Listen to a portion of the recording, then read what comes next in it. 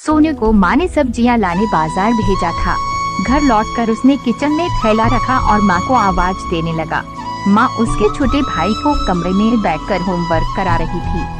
सोनू 12 साल का था और उसका छोटा भाई बंटी 4 साल का था। सोनू बड़े होने के कारण माँ उससे घर के छोटे मोटे काम करवाने लगी थी, जैसे दुकान से सामान लाना, बाजार से सब्जी लाना, बगीचे की साफ सफाई करना, अपनी साइकिल धोना, अपना कमरा साफ करना, अपने कपड़े प्रेस करना। सोनू काम तो करता, लेकिन उसके मन में हमेशा रहता कि मुझे इतना काम करना पड़ता है और इसके बदले मुझे कुछ भी नहीं मिलता।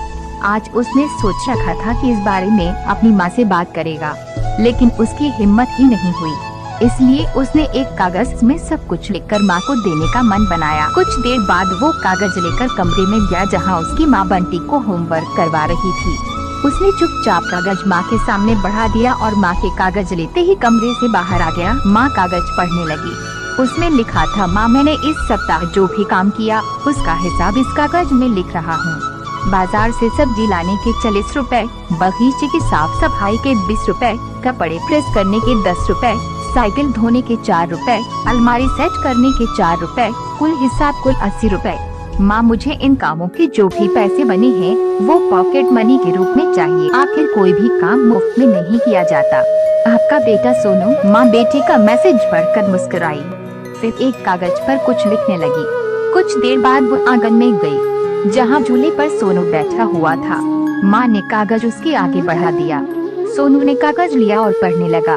कागज में लिखा था, बेटा तुमने अपना हिसाब दिया, अब मेरी बारी है, ये मेरा हिसाब।